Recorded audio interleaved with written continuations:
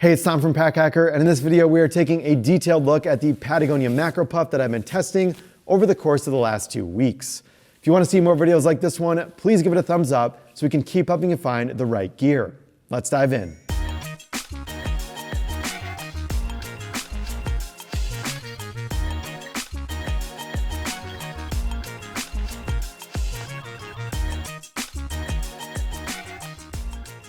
Okay, so this jacket is very lightweight overall. It's got a great warmth to weight ratio. It is 434 grams or 15.3 ounces.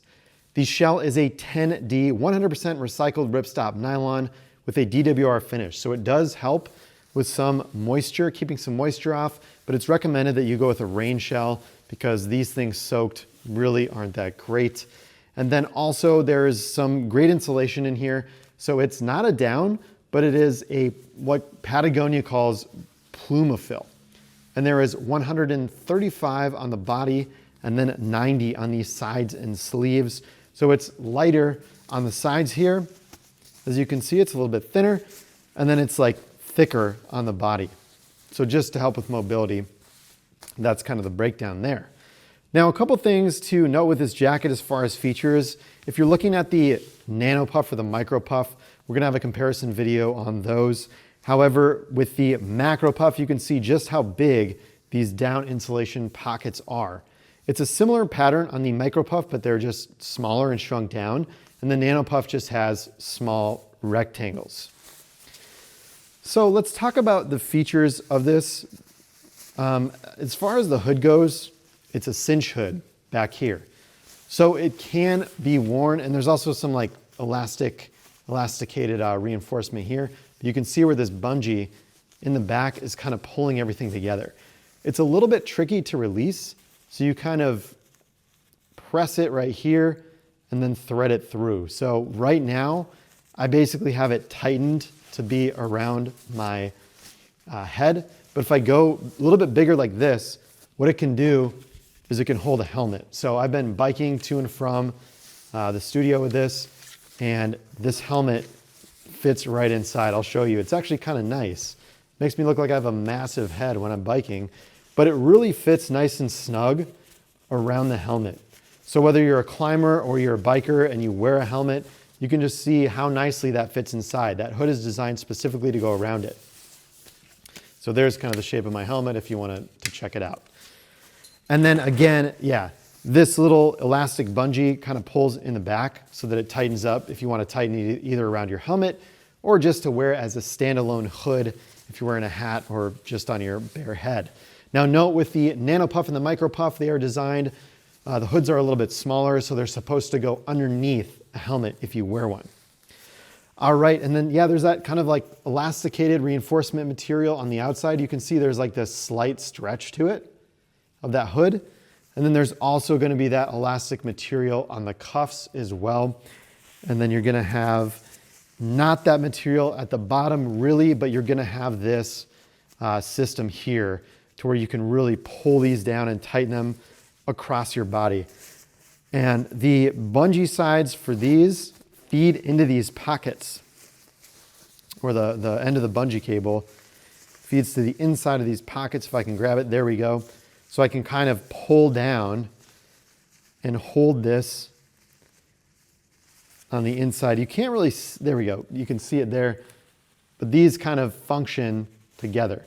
So I can really pull that down inside the pocket. And when I want to release, I go back here, hold that little toggle there, and then loosens it right up. So that's nice. You can really lock in the heat with this. The nano puff has that feature and the micro puff does not. The micro puff just has this elasticated material at the bottom, although the micro puff saves some weight because it doesn't actually have this in it either. Now I touched on the pockets, but these are ample size. They go up here, up to about here on the inside, and then down to like right here, that bottom stitch right there. So really large in size. They're on both sides.